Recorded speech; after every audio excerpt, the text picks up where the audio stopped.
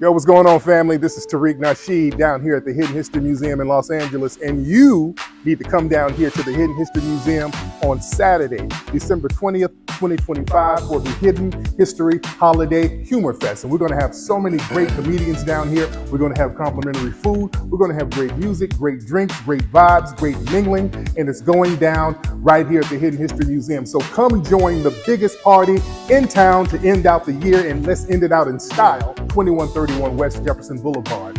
Get your tickets now at hiddenhistorymuseum.com. That's hiddenhistorymuseum.com. I will see you here.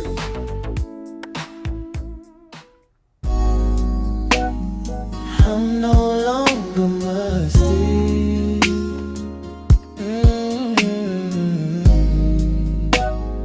I'm no longer musty.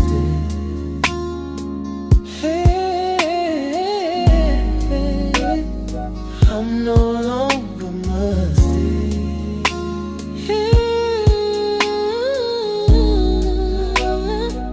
I'm no longer musty. 'Cause I got my real work on. I'm no longer musty. 'Cause I got my real work on. I'm no longer musty. 'Cause I got my real work on. I'm no longer musty. Boom. There it is. What's up, y'all? All right, we in here. What's going on with y'all? We're alive. Glad to have y'all in here, ladies and gentlemen. We're locked and loaded. I'm a little late. Normally I'm supposed to be on at 7-ish or something like that, but stuff happens. Stuff happens, and I'm here.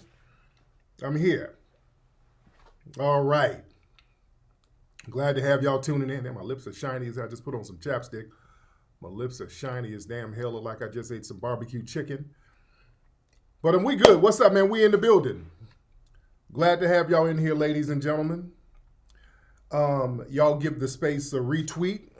Let everybody know that we are indeed live and in effect.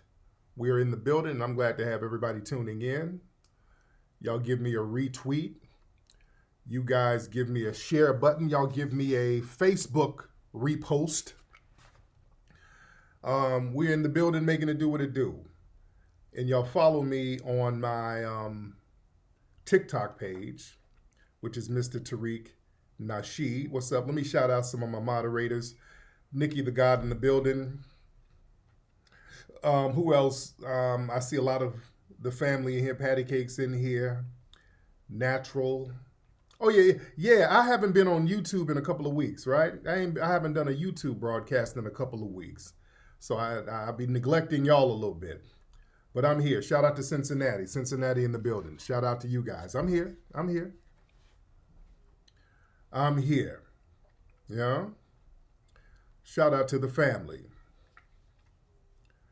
Ebony Dean. Shout out to Miss Ebony Dean. Brother Ty Powell in the building. Respect to Brother Ty Powell. Respect to you. Oh man, a lot. Y'all like the sweater? Yeah, I'm I'm getting the winter season look. Yeah, I'm doing my winter season look, my grown man sweater look. All right. You understand? We getting this thing popping. A lot of people in the building. Respect to the family. Respect to everybody in here. Respect to the family, ladies and gentlemen. We got a lot of folks in here. We got a lot of game we're going to chop up, ladies and gentlemen. First thing, I got to thank everybody for getting their Majora Magic Holiday Package. All right. Shout out to everybody for getting the Majora Magic Holiday Package, ladies and gentlemen. We are in the building with that. These things are flying off the shelves. We are selling these things like hotcakes. For those who don't know, say, look like I'm about to open for Keith Sweat. Hilarious. But listen. For those who don't know, we got the Majora Magic Holiday Package that's on sale now. The sale ends next Monday, not tomorrow, but next Monday. That's the last day. We're sending the last packages out on the 15th. All right? Because we want you to be able to get your package by the holidays, by Rotasase, Christmas, whatever you celebrate. You know, this is a Rotasase season. Shout out to the Foundation of Black Americans and our official holiday, which is a Rotasase. A Rotasase, that's a holiday that we as Foundation of Black Americans celebrate because around Christmas time is when a lot of us got our freedom when we were enslaved. We used the Christmas holiday season to go and get our freedom. A Rotasase is the Tutnese word for arise. We would arise up out of slavery. Ladies and gentlemen, what's up? Anna, you say I'm your club husband? Man. But listen, family, the Rootwork package, man, this is a phenomenal package. You get a lot of great stuff here, ladies and gentlemen. Oh, I just put cocoa butter on my hand. I got cocoa butter stains on my box, but this is the box, Rootwork. All right. Nice box. And inside, you're going to get, we got the blueberry. We got all the deodorants. We got blueberry, lavender, vanilla, coconut butter. And we got the brand new fragrance, which is Majara Magic, ladies and gentlemen. This is one of the best smelling scents of Rootwork. This is the one with we got a special gold label for it. It's so hot. All right. All right. So you're going to get that Majara Magic, ladies and gentlemen. And also you're going to get this. You're going to get a Majara Prayer plaque, ladies and gentlemen. A lot of folks have been asking for a Majara Prayer plaque. This plaque you can put on the wall to commemorate your Foundation of Black American ancestors, ladies and gentlemen. The Majara Prayer plaque. Nice quality wood and brass. Very good quality stuff, ladies and gentlemen. And you're going to get the Rootwork official face towel. So you're going to get a lot of great things. And we put a couple of more surprises in there for the family. But y'all go to rootworkstyle.com, ladies and gentlemen. This is a great stocking stuffer for the holidays. This is a phenomenal gift. Phenomenal gift for the holidays, ladies and gentlemen. All right. So y'all go to rootworkstyle.com, and cop that right now. And you only have a week to get it. You only have a week to get it, ladies and gentlemen. All right? Only a week to get it. Only a week left. And we're getting them out very quickly. At the post office, they have a special bin for us at the post office. So we just come and back the truck up and just dump bags and bags and bags of these packages out. So they had to make a special bin for us at the post office out here. But it's great, and I appreciate everybody for getting that. You got the new deodorant from the museum, yes. You can also get the Majara Magic deodorant at the museum. And also, y'all come down to the museum on December 20th. We got a very great event, and I want y'all to come kick it with me. We're going to have the last party of the year, the Hidden History Holiday Humor Fest. A lot of great comics. We're going to have great food, great music. So I want to see you in the place, ladies and gentlemen. All right. All right, we almost got a couple of thousand people in the room. Y'all keep retweeting. Let everybody know we're live. First thing we got to talk about, family. Y'all heard about this situation where this Karen was being very racist, using racial epithets towards these Somalis. There was a Somali couple. From what let me read the story. Let me try to get right and exact on exactly what happened to lead up to the Karen getting into the racial epithets. All right. Hold on one second. Let me get this story real quick because it's all over the place. Okay, hold on. Let me get this thing real quick. This woman was actually fired for her racist outburst. Ladies and gentlemen, this was in Wisconsin. It says a Cinnabon worker has been fired after a racist outburst directed at two customers that went viral. This happened on December 5th. She started calling the customers the N-word and because she made some derogatory statements about the woman's hijab. The woman had on a hijab, and she just flipped out and started using racial epithets towards these Somalis. And let me play the video, ladies and gentlemen. Let me play the video of this. All right, hold on one second. Where we at? Where we at?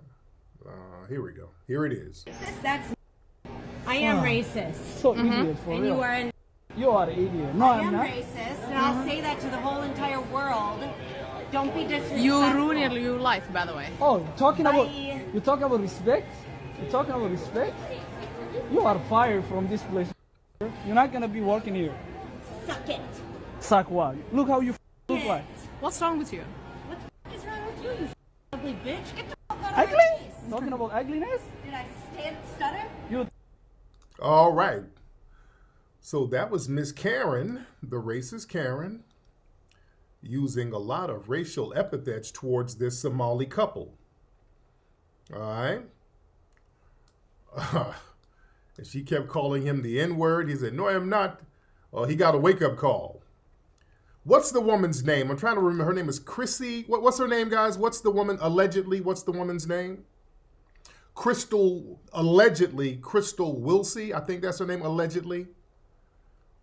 Her name is Crystal Wilsey, allegedly, from what I'm seeing on certain social media platforms. All right. Crystal Wilsey. And she's saying all this racist stuff to these Somalis. They're flabbergasted that they're getting called the N-word because they like to look at themselves as not black and not N-words. And actually, a lot of them like the Somalis like to use the N-word towards us. You understand? And they got their wake-up call. Boy, the Somalis are getting major wake-up calls, ladies and gentlemen. So, this woman, somebody made a crowdfunding page for her. Somebody said crystal meth. So, they made a crowdfunding page for her to raise money for. Do y'all have a link to the crowdfunding page? Could y'all, because I'm looking for the crowd, I think it's on Give, Send, Go. Do you guys have a link to the crowdfunding page? Because how much has she raised so far? What's up, Barbara? You going to be at the museum on the 20th? We'd love to see you there. How much has she raised so far, ladies and gentlemen? How much has she raised so far? All right. Somebody said methane. Y'all help me out here on Give, Send, Go. I know there's a little delay. So she's raised about, what, 80K so far? Somebody said 100K. Somebody said 80K, 90K. So between what, so now it's over 100K? All right. You saw over $100,000 now. Does anybody have the link to the Give, Send, Go? Because the thing is, there's a few different people who made some crowdfunding pages using her name. So it's a big clout chase right now. All right. Somebody said it's at $109,000. Oh, yeah. Oh, yes. I believe it's over 100. It's over 100K so far. So, family, have you noticed this thing, family? There's a wave now where people in the dominant society, they are funding and getting their fellow white supremacists papered up. Now, why is this happening like this? Because we saw this with the Shiloh Henderson woman and other people. You use some kind of racial epithet, and your fellow white supremacists around the country, they start throwing money at you. I want y'all to understand the mentality behind this. See, funding these people, that's like a form of racial signaling to basically reinforce group loyalty. See, when you crowdfund a white supremacist for saying some anti-black epithets, that's a signal to the white collective. The signal is, listen, we got to protect our own, even when they're dead wrong. So the name of the game is to really broadcast racial loyalty and solidarity, especially where the white supremacist feels like their dominance is slipping. So these fundraisers are like modern day rally points. So you're supporting these white supremacist offenders, signaling membership and commitment to white identity politics. You see, it's real deep for these people. And also, it's an act of anti-black retaliation disguised as charity. See, the white supremacists around the country, they see these incidents as not just somebody losing their job, but a white person being punished by black people because you put it online, and then all of a sudden this woman has to get fired because there's a lot of black outrage. So funding becomes like a backlash mechanism. Like, you embarrass one of ours, so we're going to reward them for attacking you. So that's like a form of retaliation. Yeah. And the white supremacists, man, they fear losing cultural and social power. So that drives them to protect races very aggressively. So they look at white people who use these racial epithets getting fired and held accountable. That's a threat to whiteness. That's a sign that consequences for racist behavior, it's increasing. That's evidence that social dominance is shifting. So donating money to these races, that's a way to push back against accountability, trying to make whiteness consequence free. See, with white supremacy, there are not supposed to be any consequences to it. You see, right now, there's way too many consequences, and they don't like that. So what they want to do, they're trying to rebuild the social safety net for their white supremacist racism. See, historically, white society, they protect races through the police, through judges, through employers, the neighbors, politicians. So now in the digital age, crowdfunding, that's the new protection system. So if a white racist, they face some kind of public exposure, the community, they just quickly restore them financially. To them, that neutralizes the consequences, and that makes the racism worth it. And when they donate to their fellow white supremacists, see, that's a way, that's like a political identity marker. See, a lot of these people, sometimes they've normalized a lot of racist incidents as a part of culture war participation. So funding these random white supremacists who are being racist on the job or whatever, that's like voting, that's like flying a Confederate flag, that's like donating to a POC or something like that. So it's like a tribal political ritual. It's not a moral stance. It's really a sign of desperation. And also, family, they know that anti-black racism is a common bond with these people. And yeah, I heard that too. Somebody said that this woman had a mixed race son, by the way. I don't know. There was a picture of her with this dark kid. I don't know, but that's what the word is too. Allegedly, she has a mixed race son, allegedly. But again, like I said, these people understand that anti-black racism is the glue that unites diverse white supremacist groups, white supremacist liberals, white supremacist conservatives, far-right extremists, regular, moderate white supremacists. So when they support a white supremacist, like this woman in the video, that's a low-risk way to participate in anti-blackness without having to say anything out loud. Your donation is a dog whistle, you see.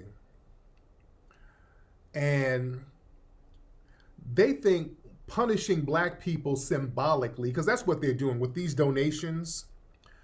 Yeah, and I heard, they're allegedly her paperwork is real janky, by the way.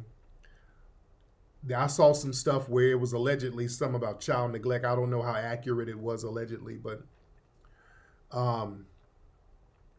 these people think doing this is punishing black people symbolically. And, they think that feels more important than condemning racism. See, a lot of the white supremacists around the nation, they'll donate not because they love the racist woman, but because this represents black people having social power. And they resent that. They resent black people recording them. They resent black people holding them accountable. So them donating is a way to say, hey, you might have gotten fired, but we're going to make sure she comes out better than before. It's like a prize for attacking black people. You know? And these people, they're preparing for a demographic shift right now because they know their numbers are dwindling, and the numbers are dwindling faster than they are anticipating. And they have to tighten these white identity bonds because, see, as America becomes more diverse, many of the white supremacists, they feel like they're going to be threatened, they're going to be outnumbered, they're going to be replaced, they're going to be socially unstable. So funding these individual races, that's a way for them to kind of reinforce in-group cohesion. That's a way for them to kind of strengthen psychological unity. They kind of promote the idea that white solidarity must be absolute.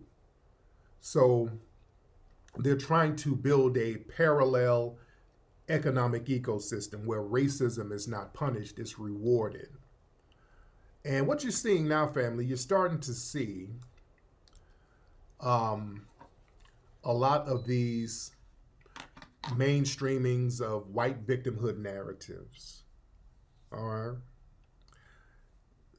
The white supremacists are now trying to portray themselves, well, we're the real victims. We're the ones that are really being oppressed. You understand? The black people are the real aggressors. We're being punished for free speech. So the racists, they're becoming symbolic martyrs, even through their actions. Their actions are causing the incidents. See, the white supremacists, they love to do shit and then turn around and act like victims. Now, this woman sat up here and called customers the N-word. Now she's the victim because they made her accountable for being a damn racist. But the white supremacists are the real victims. And you're going to see a lot of that. These people are desperate to make themselves victims. Speaking of that, Elon Musk retweeted something, and a lot of the white supremacists online, they've retweeted this. Let me show y'all something. Now, some of y'all might remember this video here. Let me pull this up. Now, Elon Musk retweeted this. All right. This is Elon Musk. Now, this woman, Ray Valentina, she's one of these wannabe Candace Owens. He's advocating the extermination of whites. Now, this is what she posted up. And I'm thinking that this woman is clicked in with these think tanks. Okay, so she posted this video. Well, they got her to post it, and then Elon retweeted it. So she said, what if a white person said this about black people?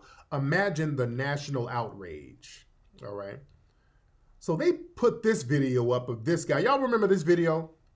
I'm gonna play this video. This video is from 20 years ago, ladies and gentlemen. This video was from 2005. Now, the white supremacists 20 years ago used to post this video all on the white supremacist websites.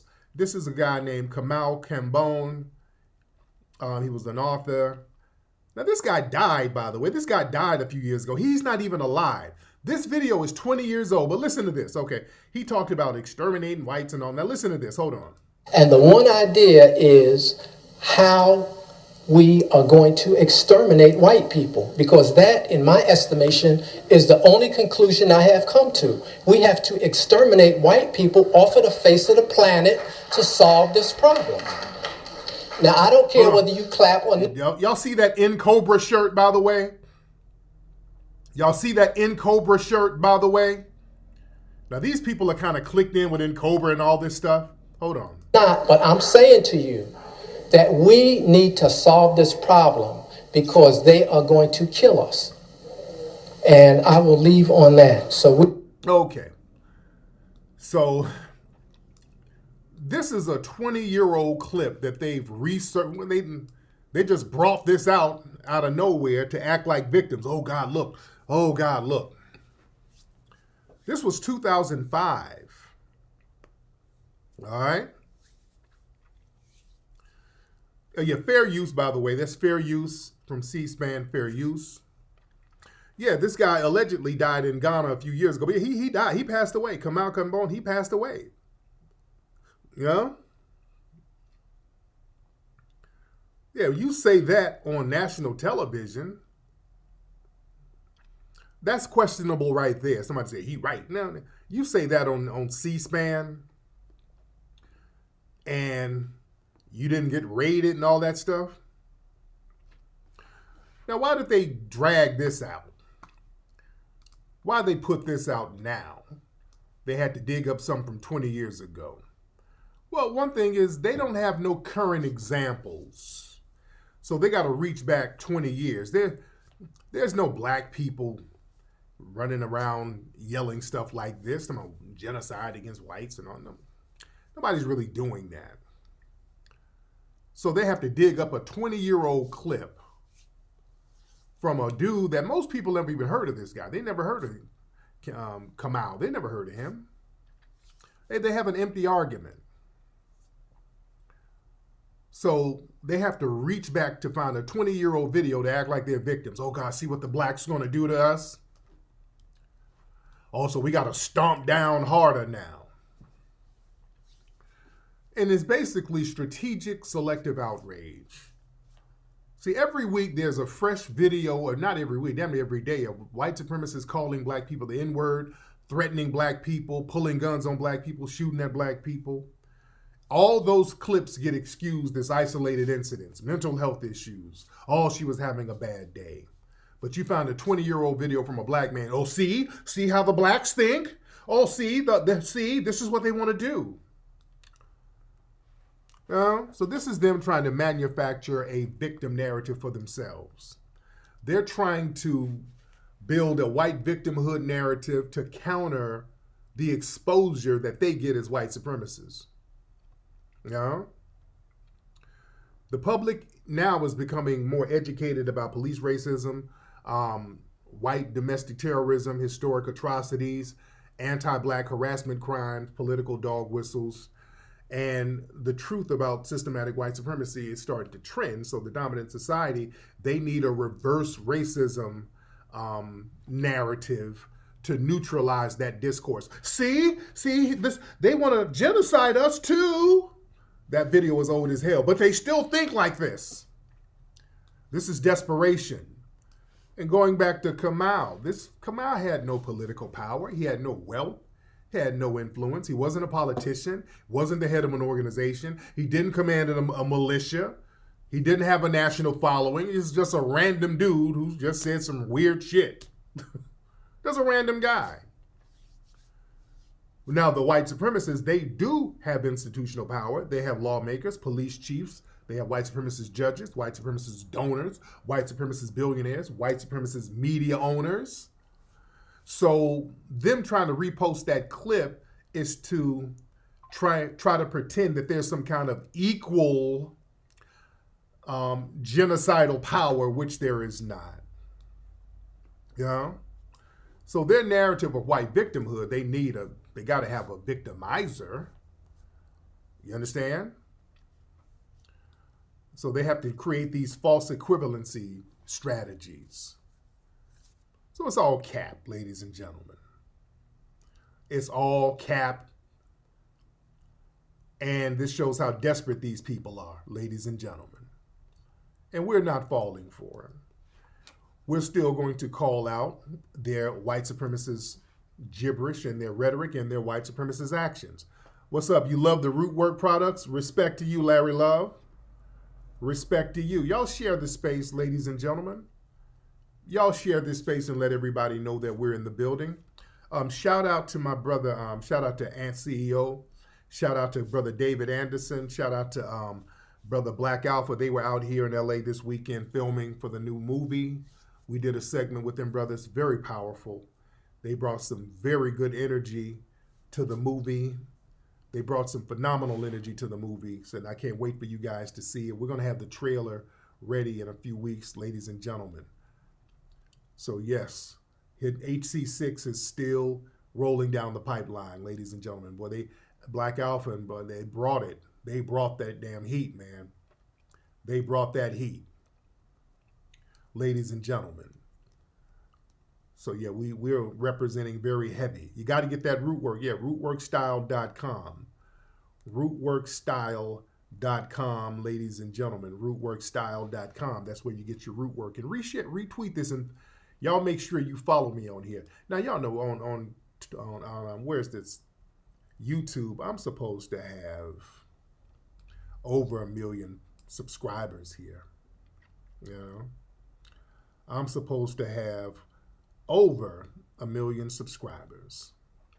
All right.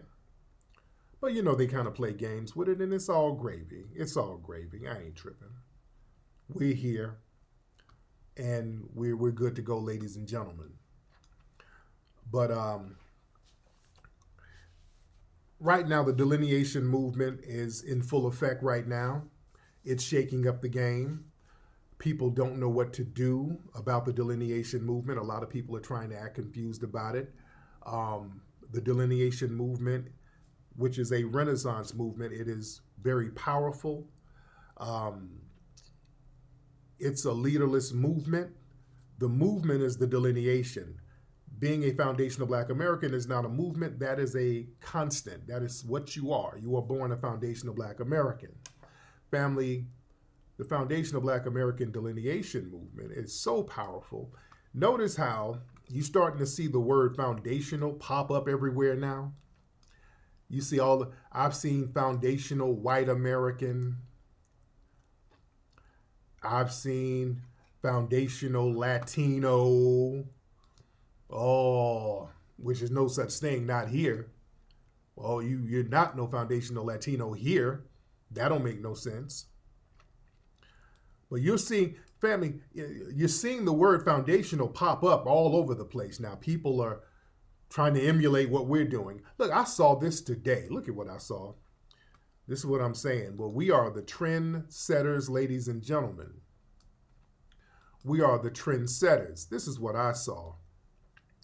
This is somebody who was part of that Stonewall Rebellion from the 60s, which was, you know, they try to make it out to be a LGBT civil rights movement. But here we go. This was a few months, well, what was it, a few months ago? Miss Major, foundational mother of transgender movement dies at 78. All right, so it was this person right here was a transgender. So then they got a Black person who was a trans person. They're saying this is the foundational mother of the transgender movement. Again, we are the blueprint. Boy, they get our words. Oh, man. Boy, they get our words and put them with everybody and everything. You know? We are the blueprint, ladies and gentlemen. We are indeed the blueprint. Boy, foundational, that's a powerful word. I'm telling you, they know it. They know when you label something foundational, they know how powerful that is. That's why there's been so much head wringing over us labeling ourselves foundational Black Americans. And they keep trying to remix it. You see how people try to remix it? Or y'all trying to say y'all ain't got no African in you at all? Is y'all trying to say y'all is Native Americans? We said what we said. Foundational Black American is a very simple term. We were here at the very beginning of this country. We built the country from scratch. There was an ethnogenesis, which was a combination of the Africans brought over and the Black indigenous who were already here. That was an ethnogenesis. It was no Black people here. It was, family. Watch out for the trolls and the time wasters. It's been proven that there were Black people on this land. Yeah, some people, Great Black Shark, real talk, sometimes you don't entertain these idiots with their gaslighting. Family, it has been very well documented that there were Black people here thousands of years on this land. That's been proven repeatedly. See, the tethers and the the ops, they hate dealing with that. No matter how much evidence you bring, they try to just pull the no, ain't scholarship. You're going to have to bring some scholarship. We've already proven that there were black people here. Not only that, family, to show that foundational black Americans also have, many of us have indigenous ancestry. Family, you can go look at different court cases of people who were enslaved taking slave owners to court to prove that they were actually Indian. Do y'all know there were a lot of cases? They call them the freedom cases. 1700, all in the 1700s going into the 1800s. I want y'all to understand something, because I had a debate with the white supremacists on TikTok the other day. Y'all remember that? I was debating with this white supremacist, and we were talking about how the population in the Americas of black people got so big damn near overnight. He tried to attribute that to the slave breeding farms, which it doesn't attribute to that. That was part of it, but when they banned the slave trade in 1808, they weren't importing a lot of Africans over here, yet the population still grew. The population went from like 1 million into like a 60-year period, like 5 million black people. You understand? And the reason why people don't talk about, the white supremacists basically reclassified a lot of indigenous as Negro, black, mulatto, and people of color.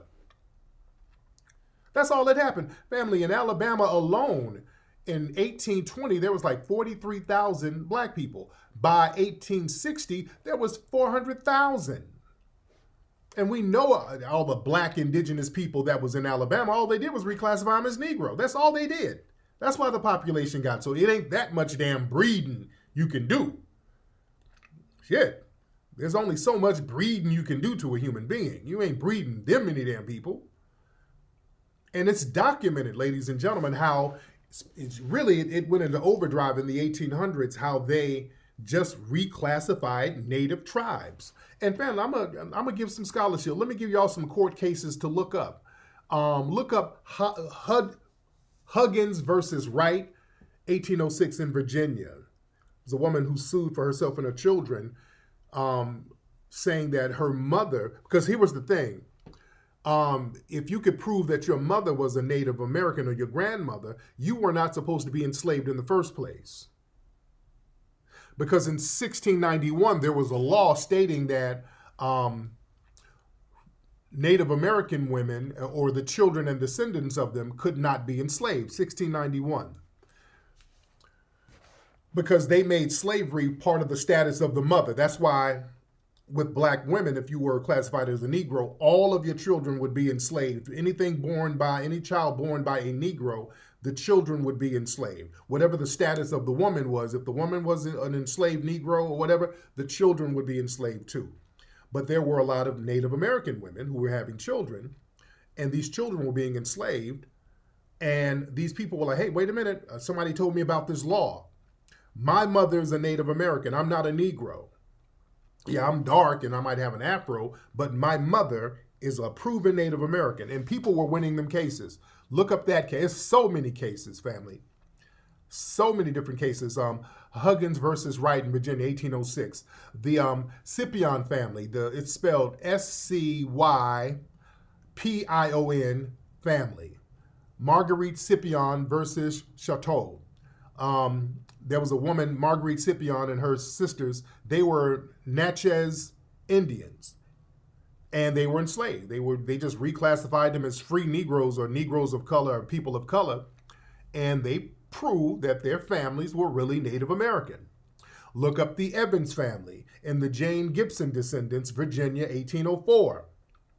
So another family who were enslaved, and they said, no, we're Indians. My mother, Jane Gibson, was a free Indian woman, so we shouldn't have been enslaved in the first place. Look up the case of Robin V. Hardaway, Virginia, 1772. That was another case. There's so many cases of foundational black Americans proving that they had indigenous ancestry. And I'm calling them foundational Black Americans because they were reclassified. And then ultimately they started getting mixed in with others. They started to get mixed in with others. So then we formed that ethnogenesis. But we had, many of us had, indigenous ancestry. This is verified. This is why I'm giving y'all stuff to look up yourselves. I'm giving this stuff to look up yourselves. And another thing, what they wanted to do was the white supremacists were getting very nervous about these rebellions. Anytime there was a rebellion, ladies and gentlemen, they started reclassifying the indigenous class in certain areas. Because the indigenous people, many of them had Negro phenotypes. But the thing is, if you were an Indian, you were allowed to have a gun. This is part of the problem too. There was two things. The reason why they had to just start reclassifying whole indigenous tribes as free people of color. One, many of these people started learning the law, and then they would go and get up out of slavery. They would say, wait a minute, I'm not a Negro, my mother's Native American, and the court had to respect it and let him go. So they said, oh, no. All right, we're going to have to start reclassifying these tribes because these Negroes are starting, I don't know who's teaching them how to read, but they're realizing that they're not African. Some of them are realizing that they didn't come from Africa. So we're going to have to do something. All right? So they started getting some of these indigenous tribes and said, okay, well, you're a free people of color. You're no longer a Native American. You're a mulatto. That's another word too. Watch out for the word mulatto. People see the word mulatto in those old documents. You think a white person and a black person. No. In most cases, and I'm saying most, even Jack Forbes proved this in his book, Africans and Native Americans. In most cases back then, when you see the word mulatto, you're talking about a Native American and a black person, all right? You're talking about a Native American mixed with a black person. That's what they meant by mulatto. And also, in some cases, just a pure Native American child, they would call them mulattoes, even if they weren't mixed with anything. Watch out, they use these little tricky words. They use mulatto for a lot of Native Americans. So when there were a lot of rebellions going on, like with the Lumbee, they could have guns, and then what they did, those Lumbees, their phenotypes looked a little too black, so they said, okay, you're no longer Indians, you're free people of color. They really went into overdrive after the Nat Turner Rebellion. After the Nat Turner Rebellion, they saw all of these dark-skinned indigenous tribes with guns. So they said, well, look, you guys, because we don't know who's who, we don't know if y'all gonna rise up on us. So you Indians, you ain't Indians no more. You're free people of color now. So give me your guns because it's against the law for free people of color to have guns over here in this part of town. So that was one of the other reasons why they took away their indigenous status and then reclassified them as free people of color. All right, this is very well documented. So when black people talk about some of their indigenous ancestry, they're very accurate. Most of us have indigenous. It's impossible for us to not have it. Yeah, when Nat Turner turned up, they lost their minds. They lost their minds when Nat Turner turned up. You know? Yeah, the Stono Rebellion too. Another time, Stono Rebellion. When the Stono Rebellion happened, they started reclassifying some of the native tribes over there too. Anytime there was a rebellion, whatever local tribe was there, y'all free people of color, give me your guns. Give me your guns. Yeah. So it's very important for us to understand history. And you can look up all this stuff that I'm talking about. So we had an ethnogenesis, ladies and gentlemen. Shout out to everybody in here. The ethnogenesis was real. All right? And when we start talking about the ethnogenesis of foundational Black Americans, watch out for time wasters, ladies and gentlemen. Watch out for people who just like to waste time. Because, see, understand, this renaissance that we're having right now, it has certain people shook. The main pushback you're going to get from three people. You're going to get from the Tethers. obviously, the tethers, because now they can't tether on to us. They can't come among us and undermine us. That game is dead. We know the tethers are always going to be butthurt about us delineating. The next group is going to be some of the Pan-Africanists who have monetized Pan-Africanism. They do Pan-African tours. They do an African studies course or whatever. There's nothing wrong with that, but we're going to have to still respect our ethnogenesis here. You see, a lot of the Pan-African crowd, you know, they got a little shea butter business that they're running. You know?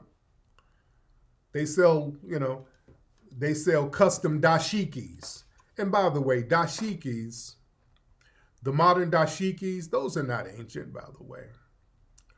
The dashikis that people are wearing that we really popularized in the 60s, those are not ancient. That's not ancient garb. You know, the dashikis, that was created by the Dutch. That was created by white men. The modern dashiki, do y'all know that? I think in the late 1800s, it was the Dutch dude who created the modern dashiki. Do y'all know that? Forgot what his name was. But yeah, that design that you see on the dashikis, a Dutch dude created that. He got it. He saw some East African patterns, and then he kind of came up with an amalgamation of it. Yeah. Then they made in China, and they made in all these other places. Oh yeah. Oh yeah. Oh yeah. Oh yeah. Oh, y'all didn't know that? Oh, do I need to do scholarship? Okay, let me do some scholarship. Hold on. Oh, a lot of folks didn't know that. Oh, let me do some scholarship, because when I say something, I don't just be saying shit. I like to show a little scholarship with it. All right. Hold on one second. Let me pull up a little something for the family. Hold on one second. Jeez. Hold on. I'm going to give y'all the guy's name. I'll give y'all the guy's name. What's his name? All right. Hold on. Let me give y'all the guy's name. This guy. Hold on. Let me give it to you. Hold on, family. Let me bring a little scholarship to the family. So, you know, you learn new stuff here every day with Tariq Nasheed. Come on, man. Y'all know I'm one of the greatest historians out here. I don't like to pat myself on the back, but I am one of the greatest historians out here. All right. Hold on one second. Let me see. Hold on. All right. Okay, look. Okay, check this out. All right. Let me show y'all this. Let me give y'all a little scholarship here, ladies and gentlemen. The dashiki. All right, dashiki, a new trend, hardly. All right. Hold on. The dashiki is hardly a new trend. Roam the street of Accra, West African cities, you'll be confronted with dashikis in various styles. Nor is the dashiki tribal. Visco textile designer Toon van der Maneker designed the iconic motif based on a 19th century Ethiopian noblewoman's tunic. The print was originally known as Angelina, while the design is often copied. Visco produces the true original. So these are the white people who makes dashikis, all right? Yeah, this was some white people saw some stuff from East Africa, so they started to mass produce these things. So it was created by the Dutch. Oh, I don't want to mess up nobody's bag. All right? Yeah, I don't want to mess up nobody's bag. Hold on, I'm reading some of the African print that we see on the street of West Africa. We all know that the Dutch merchant family brought the fabric to the masses when they established Visco in 1846. During the 19th century, Africans embraced these designs as a form of self-expression. So it was some Dutch people who brought those designs over there, ladies and gentlemen. All right? All right, come on now. Just so you know. Okay. Yeah, a lot of folks don't know that. Yeah, the Dutch introduced those patterns. Those are not ancient patterns. And then we, Black people, Foundation of Black Americans, we popularized them in the 60s. We were the ones popularizing them. All right? Yeah, I hate to bust bubbles. I mean, see, I'm just the messenger. Don't get mad at me. Somebody said the tethers are punching. Yeah, don't. I'm just the messenger, ladies and gentlemen. I'm just a historian. My job is to just bring history and just let you do with it with what you want to do with it. All right. But you haven't seen a dashiki since then. Oh yeah, when they did that whole Wakanda thing. Well, who was that? What's my lady doing? But listen, family. Closing my damn door. But listen, when people try to discredit the delineation movement, because see, right now, there's a major renaissance right now with us looking at our lineage, respecting our lineage, making everybody else respect our lineage. Now people, it's difficult for them to deal with the fact that we are standing on lineage business. All right? It's difficult for people to deal with that. So what they try to do, they try to reduce the delineation movement to a personality. This is why you always have, like I said, the people that you're going to see pushback from are tethers, Pan-Africanists, and operatives. Usually working with some type of intelligence agency. All right? You're going to see a lot of that. You're going to see a lot of these people. When you see people trying to be contrary to our lineage and just making up stuff, I want y'all to understand these are not people being dumb. They're not pretending to be dumb. These are actually operatives. You better understand a movement this powerful, and delineation is a powerful movement. This is a very powerful movement. The COINTELPRO program is alive and well. Do you think that they don't have agents and operatives running around here coming in these spaces saying weird shit online every day, all day? Nobody's dumb at this point as to what the movement is about. Nobody's dumb at this point understanding what delineation is and what our lineage is, right? And also the Democrats, but the Democrats tie in with the operatives too. Some of these Democrats are just as oppy as the feds. So you're going to see a lot of Fed behavior. You watch out debating certain people, family, because a lot of times, folks, y'all start debating people who are engaging in bad faith arguments, and the name of the game is for you to elevate their profile. A lot of these people are social media nobodies, and they're low-key ops and cops and law enforcement. And then when some of the influencers debate these people, that's giving them certain levels of clout. Yeah, when these people wanting to debate all the time, and then when they debate, they just get into a bunch of plebiscite babble. Y'all watch out for that. Y'all watch out for that. Watch out for these plebiscite babbling ass people. Let me tell y'all where to watch out for these people.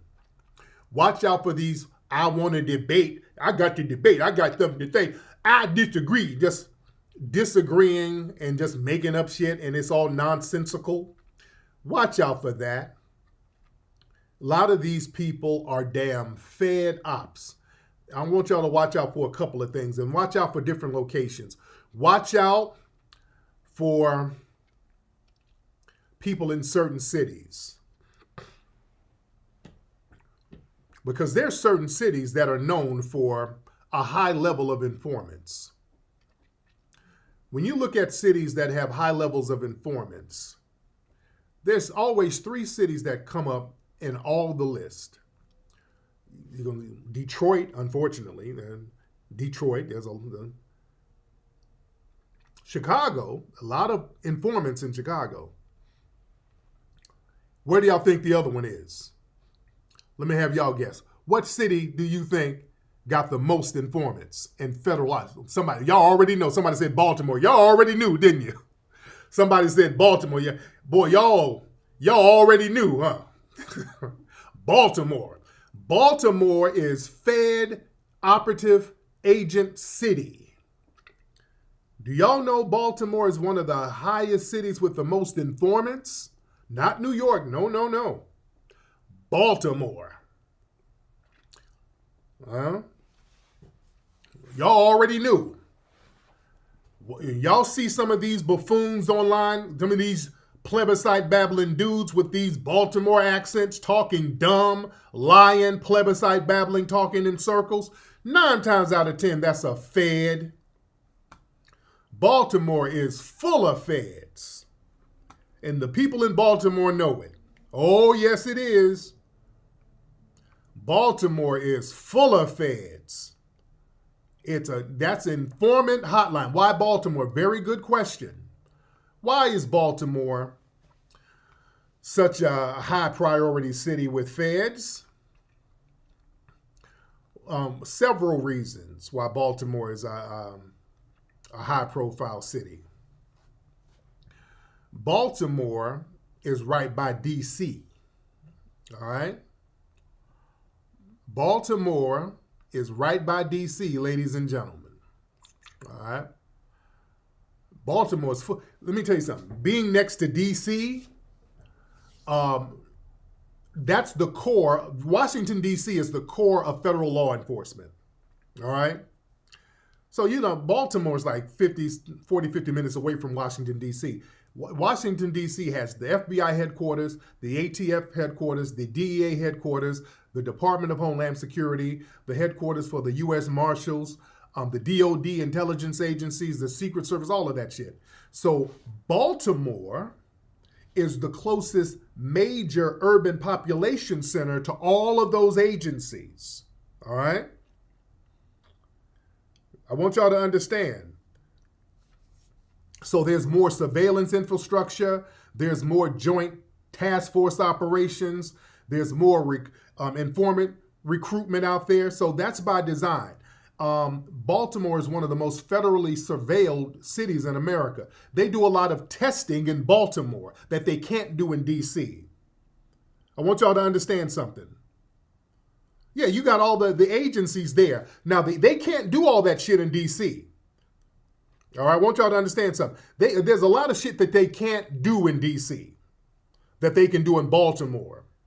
All right? D.C. is to a certain degree, is kind of off limits for certain surveillance because D.C. is the seat of power. So D.C., you got all the embassies there, high-level politicians, foreign diplomats, national journalists, you got think tanks, federal staff, federal judges, intelligence officials. So you can't have all that, too many ops and all that running around D.C. You can't be out there, some diplomats could get spied on. That could violate international law. They could accidentally collect federal employee data. You know what I'm saying? It's too touchy in D.C. for a plethora of informants to be running around D.C. All right? Baltimore is different, though. All right? Baltimore is different. Baltimore is ground zero for all of the damn ops. All right? It's majority black, poor, politically weaker. It's not a media capital. It's not under any no international scrutiny. So Baltimore is like a laboratory for a lot of the intelligence agencies to do stuff that they could never do in D.C. They started in Baltimore. They do a lot of shit in Baltimore that they can't do in D.C. Yeah? And because of the poverty and the high crime, that gives all these intelligence agencies a public excuse. Well, we're here to fight crime. So we got to get all of these informants so we can fight crime. Oh, crime is big. So they got like mass recruiting of informants in Baltimore. Heavy. Mass recruiting of informants out there. Yeah. And, their U.S. federal court, they are very well known for using informants out there in Baltimore. And also the police are corrupt out there. They got a lot of corrupt police agencies out there. And it's a hot spot. And they can flip cats out there very easily in Baltimore. And also Baltimore is a buffer zone to protect D.C. to a certain degree. Baltimore, they got a lot of ops and feds and informants out there. because that's a city that's strategically positioned as an early warning zone for anything that could affect Washington, D.C. See, Washington, D.C. has to be protected. You understand? So if there's any type of uprising, any type of gang violence that could spill over into D.C., they got to keep their eyes on it in Baltimore. You understand? Y'all feel what I'm saying? They can't let nothing crazy out of Baltimore spill over into D.C., so Baltimore is snitch city. It's informant city. Family, y'all remember the Stop Snitching movement that happened around 2004? Y'all remember that? Y'all remember the Stop Snitching movement? How many of y'all remember that? Around 2004. People think the Stop Snitching movement came out of Philly. No, it didn't. The Stop Snitching movement came out of Baltimore.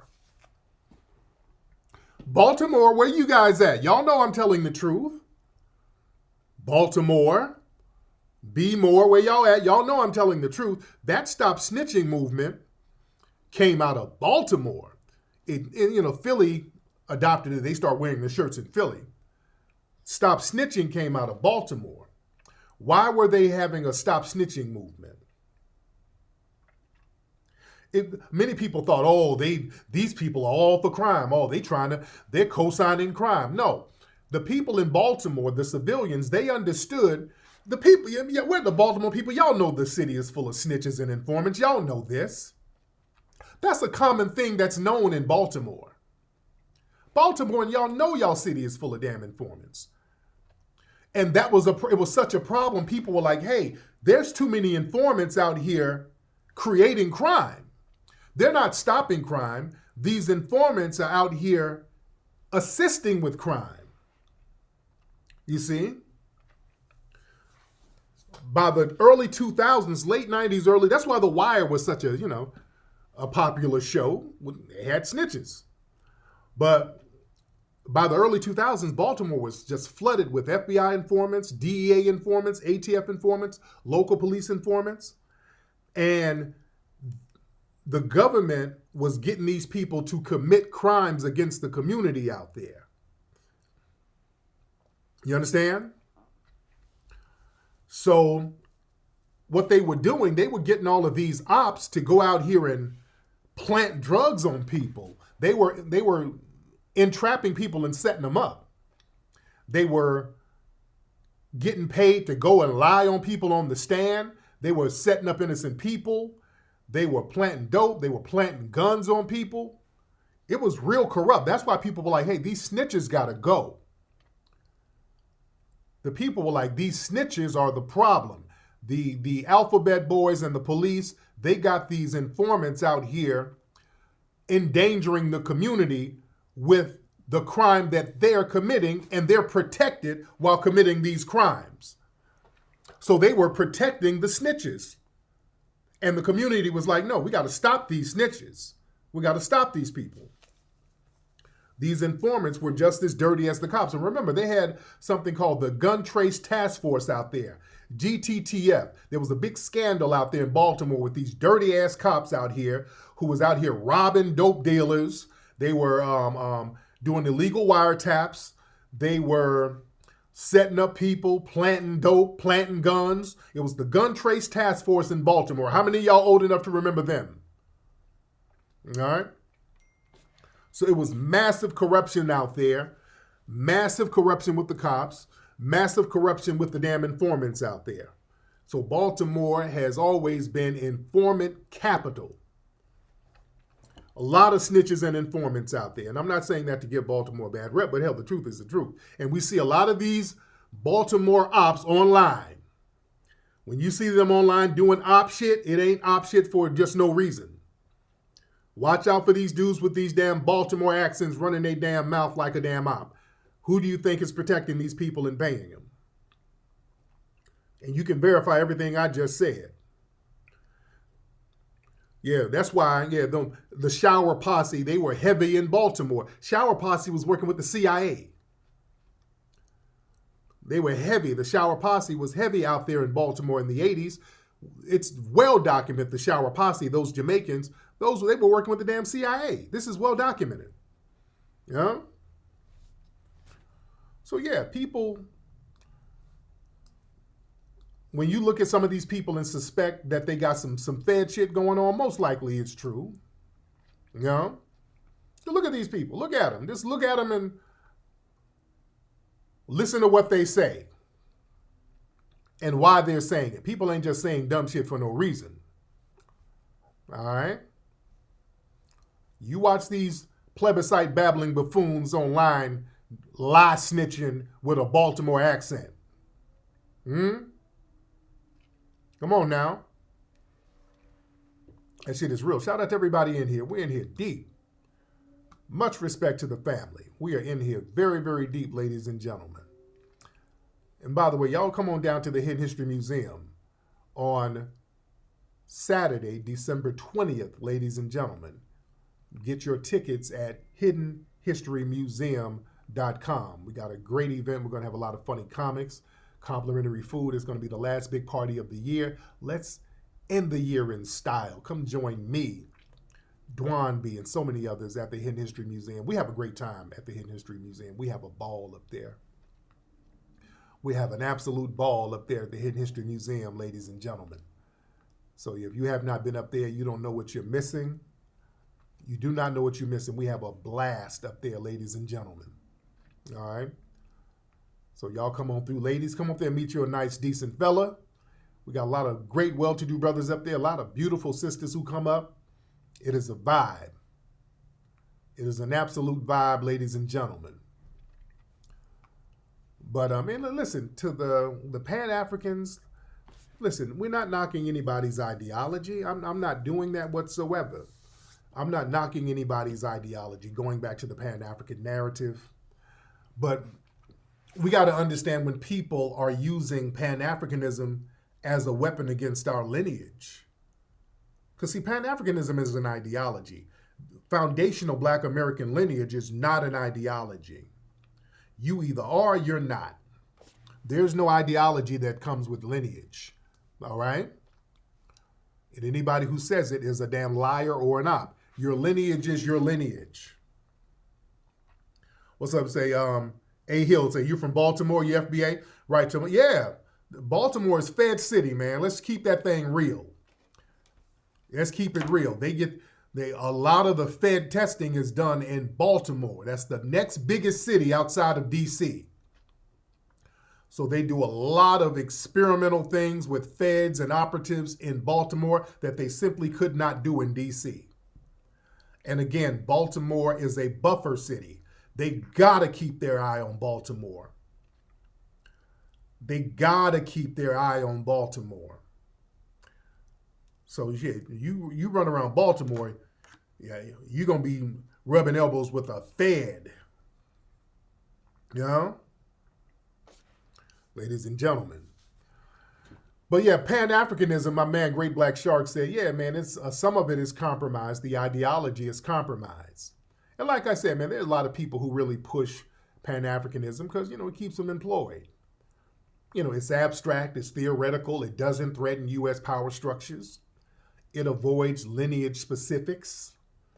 It keeps people in these intellectual circles instead of grassroots actions. People get to do tours and you sell dashikis and shit.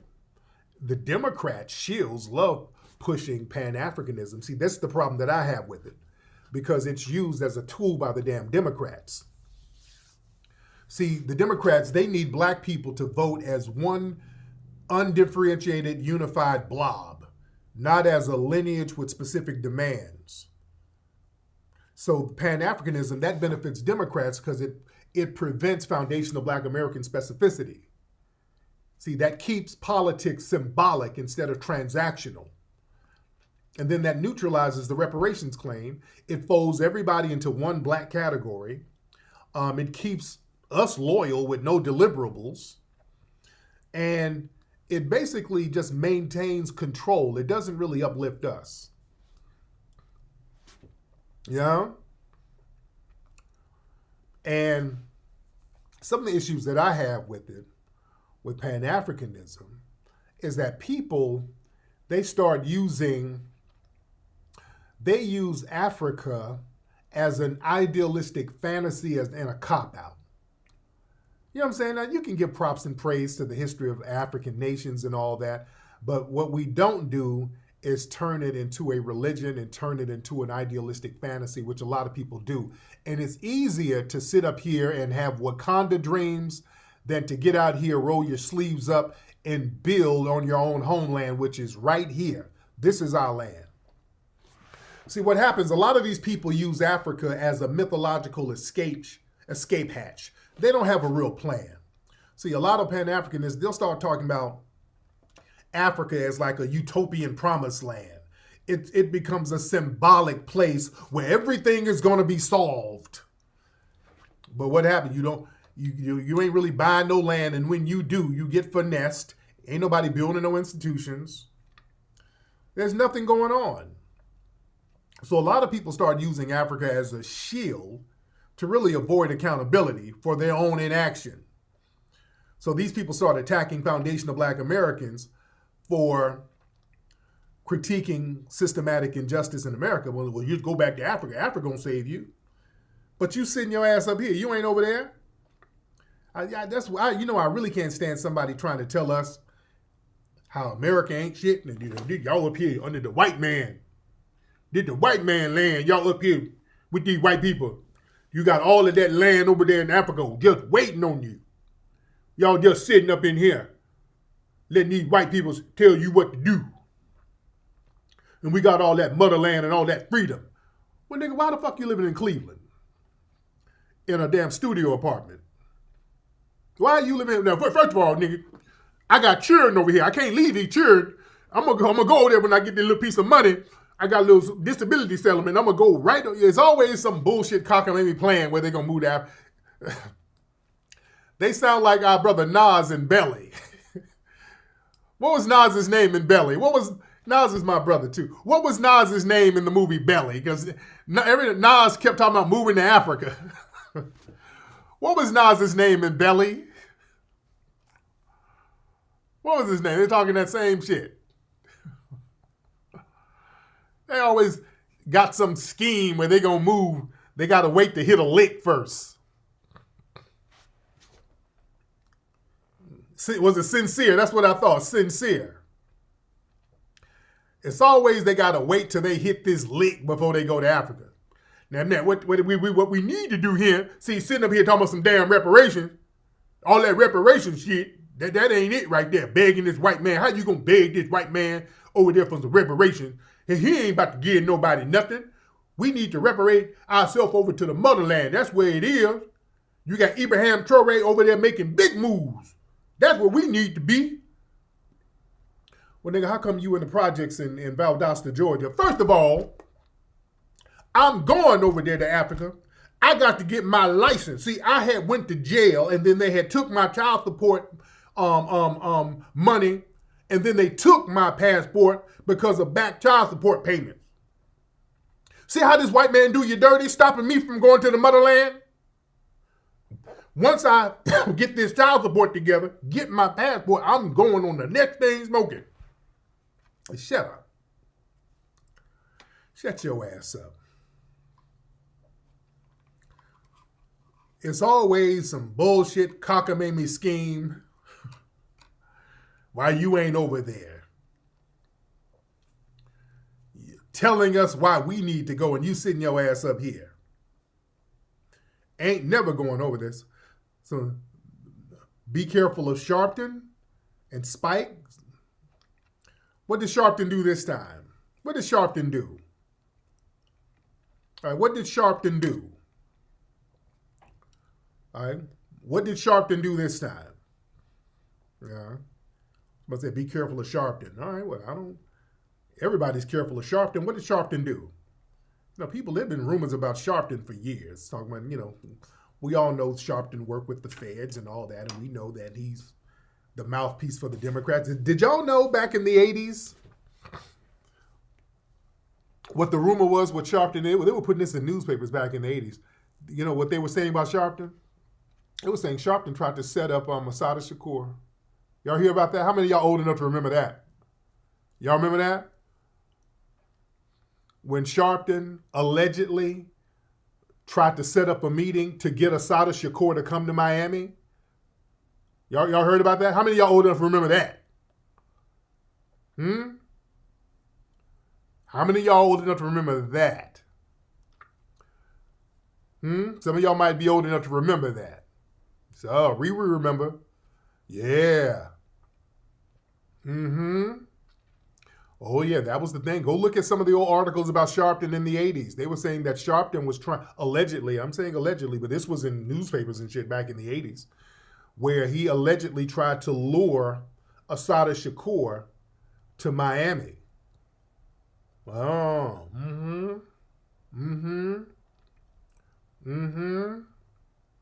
He said that he denied it, but you never heard that? Oh, look that up. Look it up. Look it up. Look it up. Yeah. They said he tried to lure her over to Miami for like a meeting to give her some money or whatever, but it was really trying to get her over here so they can nab her. Allegedly. Allegedly. You know. Allegedly. All right. You know, people have been talking about Sharpton for years. But like I said, with a lot of the Pan-African thing, see, Pan-Africanism, they've reduced it to like a romantic relationship, not nation building. See, a lot of these Pan-African cats, you know what it is? A lot of these Pan-African men and women, what it is, they over there dating somebody in Africa. They got an African wife or a husband somewhere. And that's the extent of the Pan-Africanism. They over there laying up with somebody. Okay, that's fine. But yeah, you trying to make a movement out of it. You getting you some Ghanaian cooch. All right? Ladies, you're getting you some Dakar dick or whatever you getting. You know, brothers, you're getting you some Cameroon cooch. All right. and you get ladies getting some Dogon dingaling. All right. And that's what it is. Don't try to make a movement out of it. Get that Dogon dingaling and just be happy. All right. And there it is. Man, but yeah, a lot of these African narratives, they're based on imagination, not reality. You start fantasizing about, this great, bountiful motherland. And I'm not denigrating the people. I look, there's some people over there I got a lot of love for. They've treated me very kindly, but I ain't gonna sell nobody no bullshit, though. I ain't about to do that. I'm gonna tell the truth. And the truth is, a lot of folks go over there and get finessed out of their pockets heavy. Shout out to everybody in here. So a lot of people, they'll promote Africa as a political fantasy because, see, real work is hard. See, building tangibles, that requires discipline, money, accountability. See, just talking about Africa all damn day, that's nothing but talking. You can sit up and just fantasize about the promised land. No, damn that. Let's get to building some shit. Let's get things popping here. Yeah? Yeah, there's a reason why cats are hopping on inner tubes trying to bring their ass over here. Yeah? Man.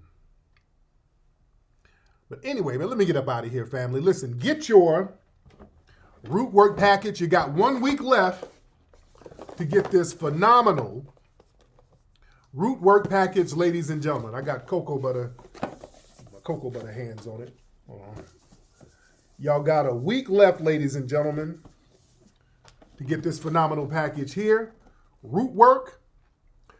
This is the root work Majora Magic Holiday Package, ladies and gentlemen. You get this Majora Magic brand new scent, very good smelling scent, ladies and gentlemen. This is a kick-ass scent, man. This smells phenomenal. That's the new scent, Majora Magic, ladies and gentlemen, with the gold label. You're going to get that. You're going to get all the other scents. You're going to get also this beautiful plaque, high-quality wooden plaque with the Majora prayer on it, ladies and gentlemen, because a lot of people have been requesting the Majora prayer plaque. So we got that, and it's a great package. It's a phenomenal package, man. Get that at rootworkstyle.com. rootworkstyle.com, and you got a week because we're getting them out very quickly. Some of you might have yours in the mail tomorrow. Many of you have already ordered. You got a week left, ladies and gentlemen. Get your package right now. The last day is next Monday. All right, that's the cutoff date. We're getting them all out by Monday because we're going to go on vacation. My staff, we're going on a holiday vacation after Monday. So you got to get it in because we're going to mail them all out by then. All right. Everything is going to be mailed out by then. Usually when you order, we're sending them out the same day. All right. So go to rootworkstyle.com because we want you to get them for the holidays. We want them to make it to you by the holidays, ladies and gentlemen. All right, ladies and gentlemen, don't forget to join us at the Hidden History Museum. Get your tickets to join me, Dwan B, and many, many others at the Hidden History Museum December 20th. Get your tickets at hiddenhistorymuseum.com. All right. I'm up out of here, guys. Papi Akute, Lula